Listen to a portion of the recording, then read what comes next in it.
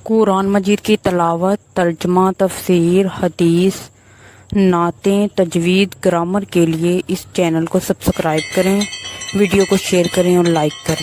نحمدہ و نصلی علی رسول الکریم، اما بعد، فاعوذ باللہ من الشیطان الرجیم، بسم اللہ الرحمن الرحیم۔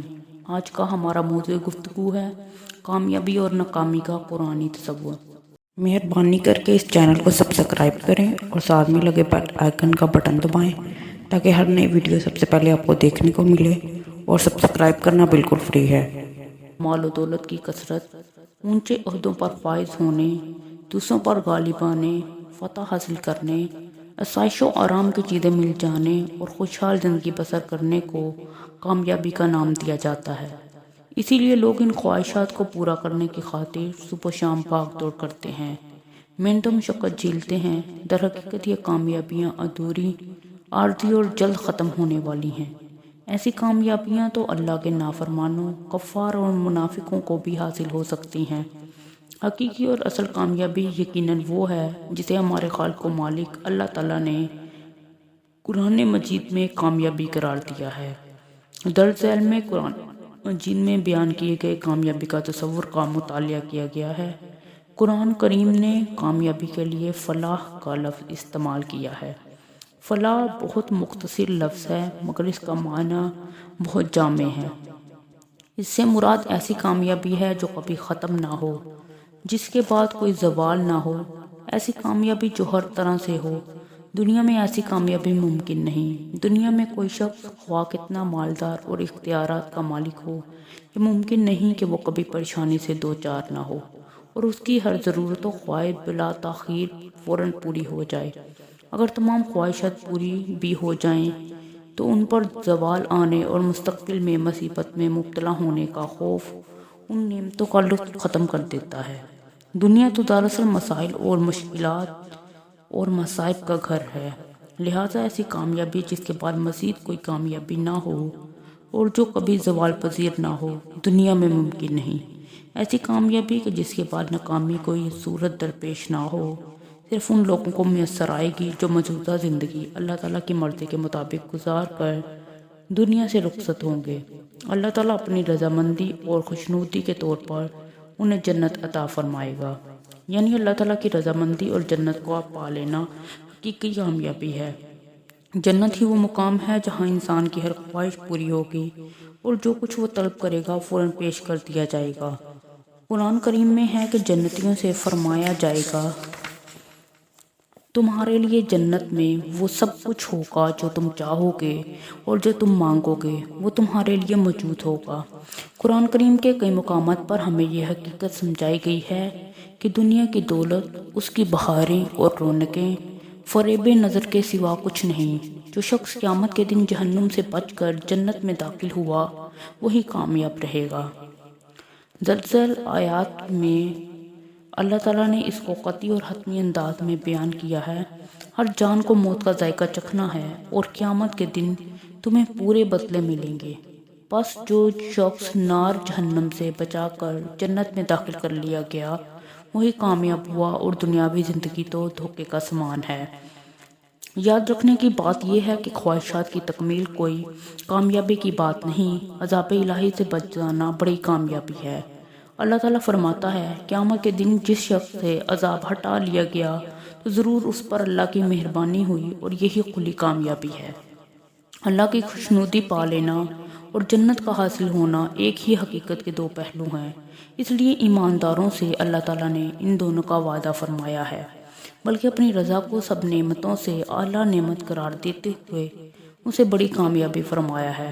رب العزت جل وعلا کا ارشاد ہے، اللہ تعالیٰ نے مسلمان مردوں اور مسلمان عورتوں سے ایسی جنتوں کا وعدہ فرمایا ہے جن کے نیچے نہریں بہتی ہوں گی، اور جنت عدن میں پاکیزہ مکانوں کا اور اللہ کی رضا سب نعمتوں سے بڑی چیز ہوگی۔ یہی وہ کامیابی ہے جو سب سے عظیم و شان ہے۔ جنت کا پا لینا چونکہ حقیقی کامیابی ہے، اسی لیے قرآن کریم میں 100 سے زیادہ مرتبہ جنت کی نعمتوں کا بیان کیا گیا ہے۔ جنتی نعمتوں کا نقشہ کھینچا گیا ہے، ان کے حصول کا دل میں شوق پیدا کیا گیا ہے۔ کئی مقامات پر جنتی نعمتیں اس طرح تفصیل بیان کی گئی ہیں کہ जिंदगी बेमज़ा और फीकी लगने लग जाती है। दिल खुद बखुद उसकी बेवफाई से उचाट होकर जन्नत के हसूल में बेताब हो जाता है।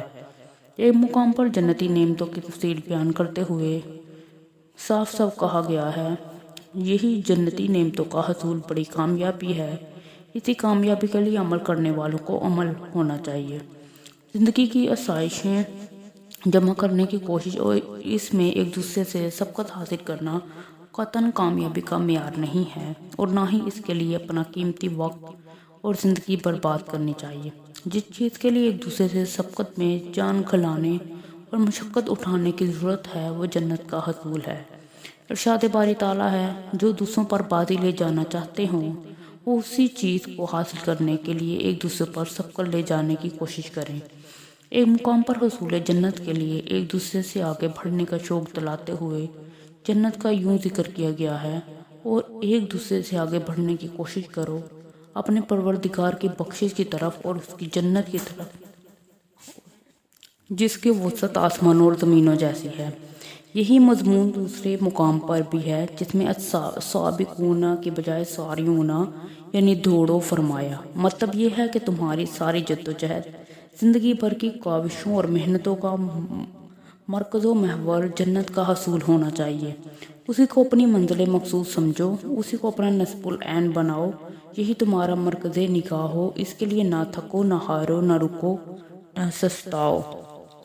ज़िंदगी भर उसी मंजिल की तरफ दौड़ो, तेज़ी से दिखाते हुए रवा दवा रहो और जन्नत के हसूल का सफ़र जारी रखो ताकि इस दौड़ में दूसरों से आगे निकल सको।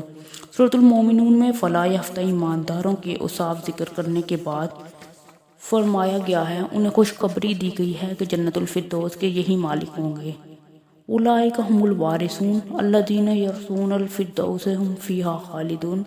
फलाह पाने वाले लोग ईमानदार वारिस बनेंगे जो कि जन्नतुल फिरदौस की मेरास पाएंगे, उसमें हमेशा रहेंगे। कामयाब अफराद के लिए कुरान करीम ने फलाह के अलावा एक और अल्फूज इस्तेमाल किया है, अल्फाउज। इसका माना मुराद पा लेना, कामयाब होना और हासिल कर लेना है। कुरान मजीद में 16 मुकामात पर जन्नत और उसकी नेमतें बयान करने के बाद फरमाया गया है, वज़ालिकल फ़ौज़ुल अज़ीम, यानी इन नेमतों को पा लेना ही असल कामयाबी है। कामयाबी कैसे कि अल-फ़ौज़ुल अज़ीम, अज़ीम और शान कामयाबी, अल-फ़ौज़ुल मुबीन, वाज़े और नुमाया कामयाबी, अल-फ़ौज़ुल कबीर, अज़ीम और शान और बड़ी कामयाबी। दो टोक अंदाज में फरमाया कि अहले जन्नत और अहले जन्नत की आपस में कोई बराबरी नहीं, क्योंकि अस्हाबुल जन्नती हुमुल फ़ाइज़ून, जन्नती लोग ही कामयाब हैं। कामयाब लोगों के औसाफ। ये सवाल कि कामयाबी जिनका मुकद्दर बनेगी उन्हें कौन सी खूबियाँ अपनाने की ज़रूरत है, इसका जवाब देते हुए कुरान हकीम में 11 मुकामात पर है, उलाइका हुमुल मुफ़लिहून, यही लोग कामयाब होंगे के अल्फाज हैं। कामयाब लोग का जिक्र किया गया है। इन मुकामात के मुताले से एक तो ये मालूम होता है कामयाबी सिर्फ उन्हीं लोगों का हिस्सा है, किसी और का नहीं। इसके सिवा कामयाबी के सब दावेदार झूठे और धोखे में मुब्तला हैं। दूसरा, इन कामयाब लोगों के औसाफ का पता चलता है। वो औसाफ ये हैं, ये लोग तकवा इख्तियार करते हैं, ईमान बिलगैब रखते हैं, नमाज कायम करते हैं, अल्लाह के दिए हुए से खर्च करते हैं, कुरान करीम और पहली किताबों पर ईमान और आखिरत पर यकीन रखते हैं। ये लोग अमल करते हैं, उनके अमाल साले का पलड़ा क़यामत के दिन वज़नी होगा।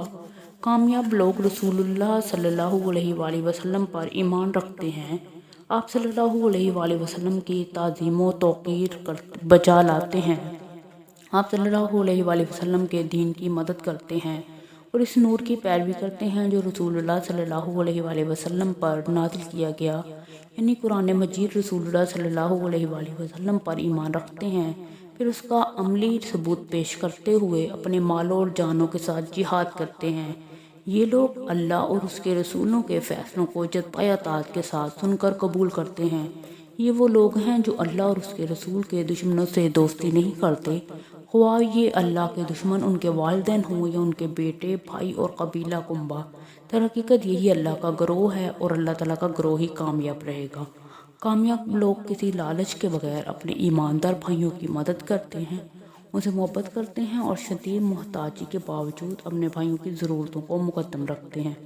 در حقیقت ان کے دل لالچ سے پاک ہوتے ہیں۔ سورۃ المومنون میں کامیاب لوگوں کے سات اوصاف کا اکٹھا بیان ہوا ہے۔ یہ سورہ مکی ہے۔ مکی زندگی میں رسول اکرم صلی اللہ علیہ وآلہ وسلم اور آپ کے جانثار صحابہ کرام رضی اللہ تعالیٰ عنہ پر مکہ مکرمہ کی سرزمین تنگ کر دی گئی تھی۔ زیادہ تر مسلمان غریب اور تنگ دست تھے۔ جو مالدار تھے انہیں بھی کفار کی مخالفتوں نے بدحال کر دیا تھا۔ کفار و مشرکین اپنا مال و دولت دے کر فخر و غرور کرتے، خود کو کامیاب سمجھتے اور غریب و خستہ حال مسلمانوں کو ناکام قرار دیتے اور کمزور اہل ایمان کو طرح طرح کی مصیبتوں اور تکلیفوں سے دوچار کرتے اور ان کی بے بسی کا مذاق اڑاتے۔ ان حالات میں اللہ تعالیٰ نے انتہائی قطعیت کے ساتھ اعلان فرما دیا کہ فلاح تو صرف ایمان والوں کا ہی مقدر ہوگی۔ ساتھ ہی ایمانداروں کے اوصاف بنوا دیے کہ فلاح یافتہ ایماندار نہایت دل جمی، دھیان اور خشوع سے نماز ادا کرتے ہیں، اپنے مالوں کی زکوٰۃ ادا کر کے انہیں غیروں کے حق سے پاک کرتے ہیں، اپنی جانوں کو کفر و شرک اور معصیت کی آلودگیوں سے پاک رکھتے ہیں۔ وہ نفیس الطبع ہوتے ہیں، بیکار و بے مقصد کاموں اور فضولیات میں الجھ کر اپنے آپ کو داغدار نہیں کرتے اور بے مقصد کاموں میں وقت ضائع نہیں کرتے، بلکہ ایسے کاموں سے الگ رہتے ہیں۔ اپنے قابل شرم حصوں کو رعایا نہیں ہونے دیتے، ان کے کردار میں پاکیزگی ہوتی ہے اور وہ اپنی عفت و عظمت کے محافظ ہوتے ہیں، ایماندار ہوتے ہیں اور عہد کی پاسداری کرتے ہیں، نمازوں کو وقت کی پابندی اور ان کی ظاہری و باطنی آداب کے ساتھ ادا کر کے ان کی حفاظت کرتے ہیں۔ قرآن کریم نے کامیاب بندوں کی ایک اور جامع صفت یہ بیان کی ہے کہ وہ تزکیہ نفس کرتے ہیں، یعنی اپنے آپ کو کفر و شرک اور فسق و فجور کی نجاستوں اور آلودگیوں سے پاک کرتے ہیں اور اخلاق حسنہ سے آراستہ کرتے ہیں، ذکر الہی میں مشغول رہ کر پنجگانہ نماز کی پابندی کرتے ہیں۔ ارشاد باری تعالیٰ ہے، قد افلح من تزکیٰ وذکر اسم ربہ فصلی، کامیاب ہوا وہ شخص جس نے تزکیہ کیا اور اپنے رب کا نام لے کر نماز پڑھی۔ سورۃ الشمس میں یہ بتانے کے بعد کہ تزکیہ نفس کامیابی کی منزل پر فائز ہونے کا سبب ہے، اس بات کا تعین کر دیا گیا ہے کہ ناکام و نامراد شخص وہی ہوگا جس نے تزکیہ کی بجائے خود کو معصیت سے آلودہ کر لیا۔ ارشاد باری تعالیٰ ہے، کامیاب ہوا وہ شخص جس نے نفس کو گندگیوں سے پاک رکھا اور نامراد ہوا وہ آدمی جس نے اپنے گناہوں کی آلودگیوں میں دبا دیا۔ خلاصہ یہ ہے کہ فلاح و کامیابی کا معیار دنیاوی مال و متاع حاصل کر لینا نہیں، بلکہ اللہ تعالیٰ کی خوشنودی اور جنت کا حصول حقیقی کامیابی ہے۔ یہ صرف ان ایمانداروں کا مقدر بنے گی جن کا مرکزی وصف یہ ہے کہ وہ اللہ تعالیٰ اور اس کے رسول کی اطاعت میں زندگی بسر کرتے ہیں۔ وَمَن يُطِعِ اللَّهَ وَرَسُولَهُ فَقَدْ فَازَ فَوْزًا عَظِيمًا، اور جس نے اللہ اور اس کے رسول کی اطاعت کی بس وہی کامیاب ہوا۔ صدق اللہ العظیم۔ مہربانی کر کے اس چینل کو سبسکرائب کریں۔